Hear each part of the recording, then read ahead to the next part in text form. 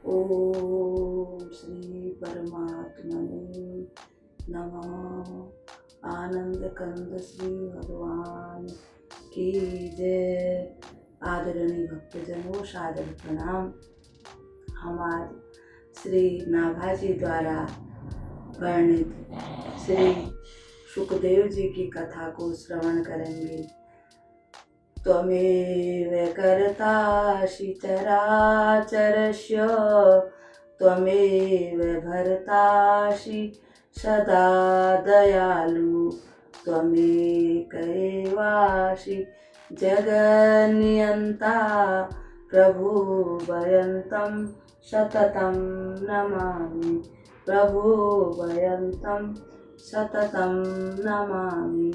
वसुदेवसुतं देवं कंसचाणूरमर्दनं, देवकी परमानन्दं कृष्णं वन्दे जगद्गुरुं, कृष्णं वन्दे जगद्गुरुं।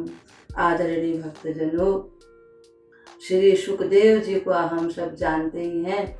उनके नाम से सुखताल भी है, वहाँ गंगा जी बहती हैं और हम सब लोग भारतवर्ष के स्नान करने के लिए जाते हैं। वहाँ पर उन्होंने श्री परीक्षित जी को श्रीमद् भागवत महापुराण की कथा सुनाई थी। सुखदेव जी की अनेकों कथा हैं, जैसे श्रीमद् भागवत महापुराण में, देवी भागवत में। इसी प्रकार से एक कथा हम श्री नाभाजी द्वारा वर्णित की गई भक्तमाल की आप सबको सुनाएंगे और आप ध्यानपूर्वक इस कथा को सुनना। सुखदेव जी की ये कथा इस प्रकार से है कि कहते हैं कि महात्मा सुखदेव जी जो हैं, ये वेद व्यास ने एक बार बहुत तपस्या की थी शंकर भगवान और माता पार्वती की। और कई लोगों का मत है कि जो इनकी माता को यहाँ पर बटिका नाम दिया हुआ है, उनकी तपस्या के फलस्वरूप ही उनको ये प्राप्त हुए थे। सुखदेव जी महाराज, सुखदेव जी के विषय में ऐसी अनेकों कथाएं हैं।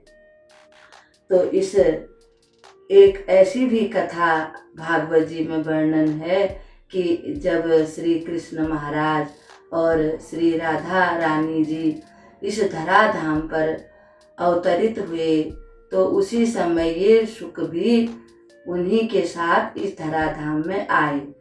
राधा रानी के ये क्रीड़ा, यानी राधा रानी इनको बड़े प्यार से पाल रखा था और इन्हीं के साथ वो खेलती थी, बातचीत करती थी। जब वे धराधाम पर आई तो उन्हीं की आज्ञा से ये भी धराधाम पर प्रकट हुए। और ऐसी मान्यता है, और श्री नाभाजी महाराज भी कहते हैं कि उन्हीं दिनों माता पार्वती ने शंकर भगवान से प्रार्थना की, अमर कथा सुनने की इच्छा की और उनसे बड़ा आग्रह किया कि हे भोले बाबा, आप तो कथा सुन के, अमर कथा सुन के अमर हो गए हैं और मैं भी अमर होना चाहती हूँ, कृपा करके मुझे भी आप अमर कथा सुनाइए। माता पार्वती को शिव शंकर भगवान ने कहा कि इसमें कई नियम हैं जिनका पालन किया जाता है। अगर तुम उन सारे नियमों का अच्छी प्रकार से पालन कर लोगी तो फिर हम तुम्हें अमर कथा अवश्य सुनाएंगे। भोले बाबा के अनुसार माता पार्वती को जितने भी नियम, व्रत इत्यादि बताए गए थे, माता रानी ने वो सभी विधि विधान से पूर्ण किए। फिर वे अमर कथा सुनने की अधिकारिणी बन गई। तब भोले बाबा उनको एक गुफा में ले जा करके अमर कथा सुनाने के लिए प्रस्तुत हुए। वहाँ जाकर भोले बाबा ने सबसे पहले डमरू बजाया। डमरू में ये आदेश दिया गया कि जो भी यहाँ पर विद्यमान हैं वे सब यहाँ से अन्यत्र, यहीं यानी कि कहीं और चले जाएं। फिर भोले बाबा ने माता पार्वती से कहा, हे देवी, मैं समाधिस्थ होकर कथा को तुमको सुनाऊंगा और तुमको हुंकारा भरना पड़ेगा, कहना पड़ेगा, ताकि मुझे पता चल जाए कि तुम कथा सुन रही हो। माता पार्वती ने बड़ी प्रसन्नता से कहा, भोले बाबा आप जैसा कह रहे हैं मैं वैसा ही करूँगी, मैं हुंकारा अवश्य भरूंगी।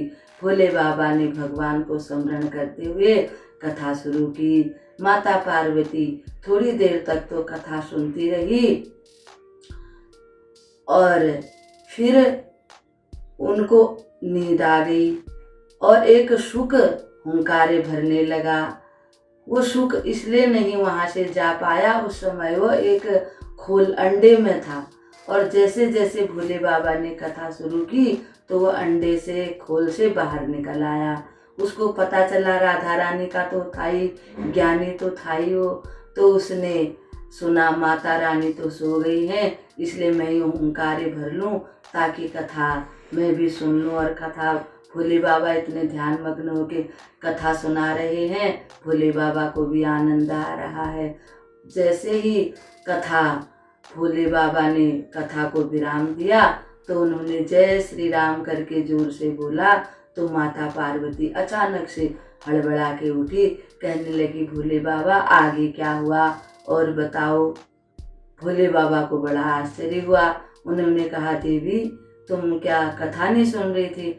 उन्होंने कहा भोले बाबा मेरी तो आंख लग गई थी। तब प्रभु ने सोचा कि फिर कथा हुंकारे कौन दे रहा था, कथा कौन सुन रहा था।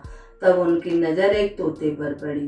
भोले बाबा ने क्रोध करके हाथ में त्रिशूल लिया और उसको मारने के लिए दौड़े। तोता आगे आगे भोले बाबा पीछे पीछे, तोता आगे आगे भोले बाबा पीछे पीछे। उड़ते उड़ते वो तोता वेद व्यास जी की जो पत्नी है वो छत पर अब नहा करके अपने बाल सुखा रही थी। वेद व्यास जी के आश्रम पर पहुंच गया और उनकी जो पत्नी थी वो बाल सुखा रही थी। उनको उबासी आई और सूक्ष्म रूप धर करके तोता उनके मुंह के रास्ते उनके गर्भ में चला गया। अब भोले बाबा बैठ गए दरवाजे पर। वेद व्यास जी उस समय घर पर नहीं थे। जब वेद व्यास जी वहाँ पर आए तो उन्होंने भोले बाबा को देख करके कहा, पहले तो उनको प्रणाम किया और बड़ी प्रसन्नता से बोला भोले बाबा आज मैं धन्य हो गया, आपके चरण हमारे आश्रम पड़ गए, चलिए आप अंदर विराजे। भोले बाबा बोले नहीं नहीं, मैं यहाँ पर विराजने के लिए नहीं आया हूँ, तुम्हारे घर में मेरा एक चोर घुस गया है जिसने मेरे घर से चोरी कर ली है।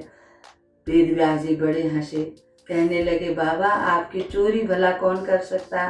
कहने लगे नहीं नहीं, एक तोते ने मेरी चोरी कर ली, सारी कथा बता दी। वेद व्यास जी बड़े मुस्कुराए। तभी तो आपको लोग कहते हैं ना भोले बाबा, आप ठहरे भोले बाबा भोलेनाथ, क्योंकि जब उसने अमर कथा सुनी ली तो अब वो मरेगा कैसे। भोले बाबा बड़े मुस्कुराए। देवताओं ने जय हो भोले बाबा की जय हो करके फूल बरसाए और भोले बाबा अपने धाम को चले गए।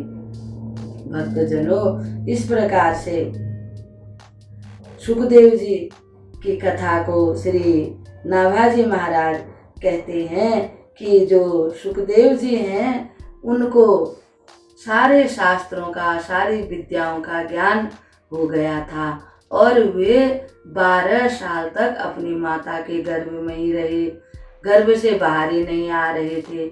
उनकी माता को बड़ा कष्ट होता था। उनके पिताजी ने उनको कई बार कहा कि पुत्र तुम बाहर आ जाओ, बाहर आ जाओ, हम तुम्हें कुछ भी नहीं कहेंगे, जो तुम चाहोगे वही करना। तब उन्होंने कहा कि अगर भगवान श्री कृष्ण आकर के मुझे कहें कि मेरी जो माया है भगवान कृष्ण की वो उनके ऊपर नहीं अपना प्रभाव डालेगी, तभी मैं बाहर आऊँगा।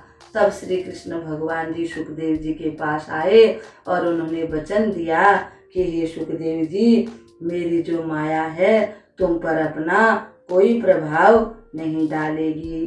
तभी वे गर्भ से बाहर निकले भगवान के आश्वासन से और गर्भ से बाहर निकलते ही वे वन को चले गए। वेद व्यास जी और उनकी माता अत्यधिक व्याकुल हो गई।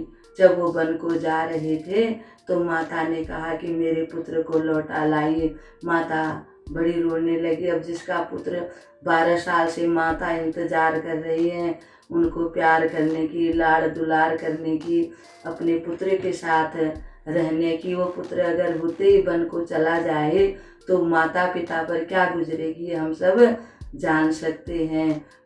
श्री वेद व्यास जी उनके पीछे पीछे पुत्र ठहर जाओ करके जाने लगे, परंतु उन्होंने पीछे मुड़ के भी नहीं दिखा। श्री कृष्ण वे सुखदेव जी श्री कृष्ण भगवान के बड़े भक्त हैं और वैराग्य के ये अनुपम उदाहरण हैं। इनको वैराग्य है। व्यास जी की हार्दिक इच्छा थी कि वेद व्यास जी ने एक श्रीमद् भागवत महापुराण की रचना की थी।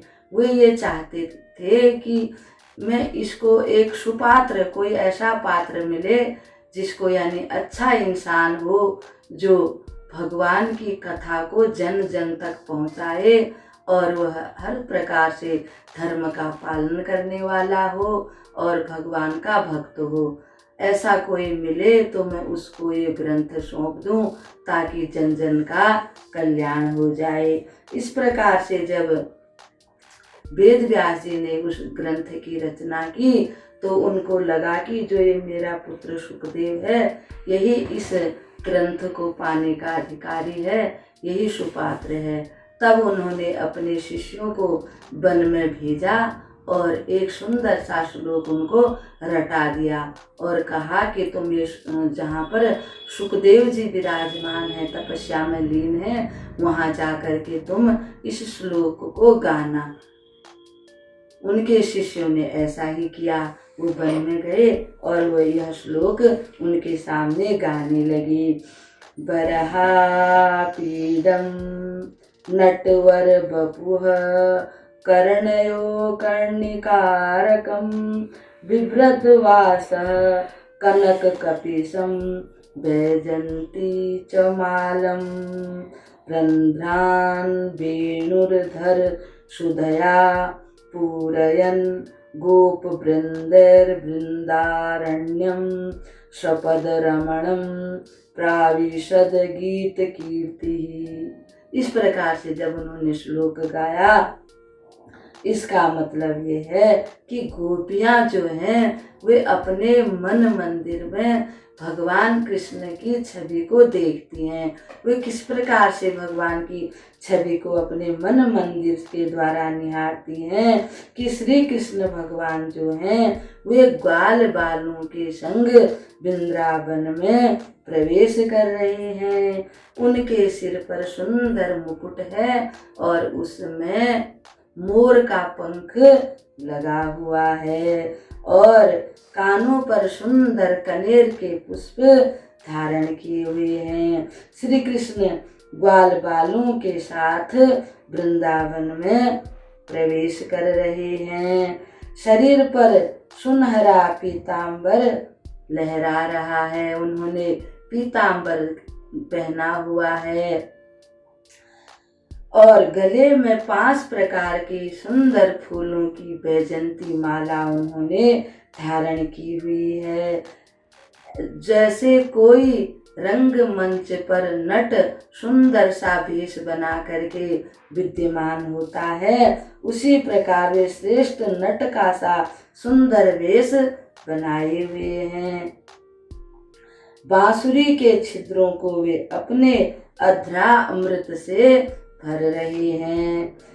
उसके पीछे पीछे ग्वाल बाल उनकी कीर्ति का गान कर रहे हैं। श्री कृष्ण की जय हो, गोपाल की जय हो, मधुसूदन की जय हो, इस प्रकार से गान कर रहे हैं। इस प्रकार वैकुंठ से भी श्रेष्ठ वृंदावन धाम उनके चरण चिन्हों से और भी सुंदर हो गई है। इस प्रकार से गोपियां अपने मन मंदिर में विचार करती हैं।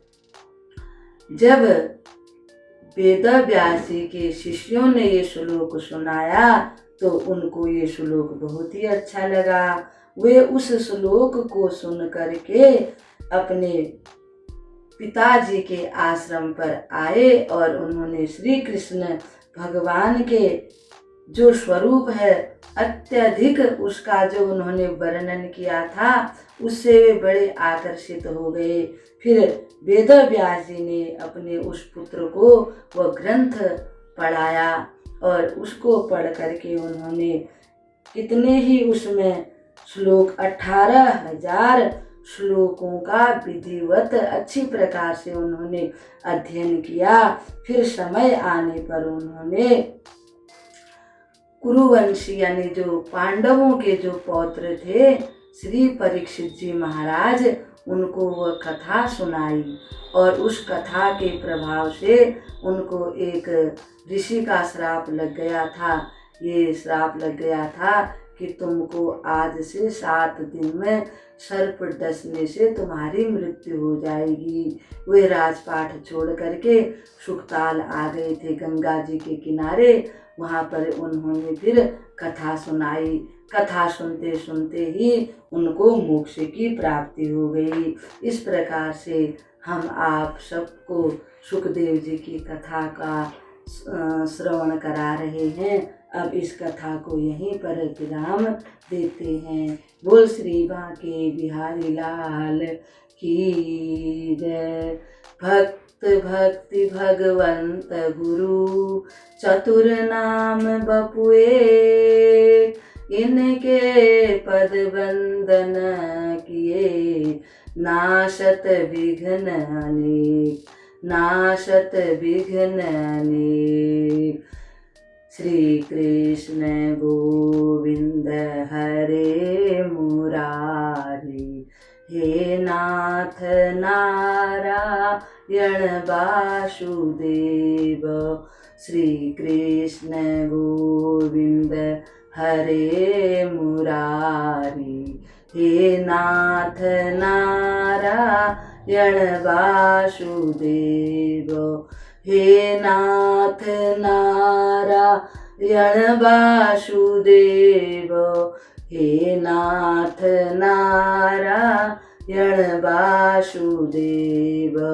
श्री कृष्ण गोविंद हरे मुरारी, हे नाथ नारायण वासुदेव। वो श्री बांके बिहारी लाल की जय।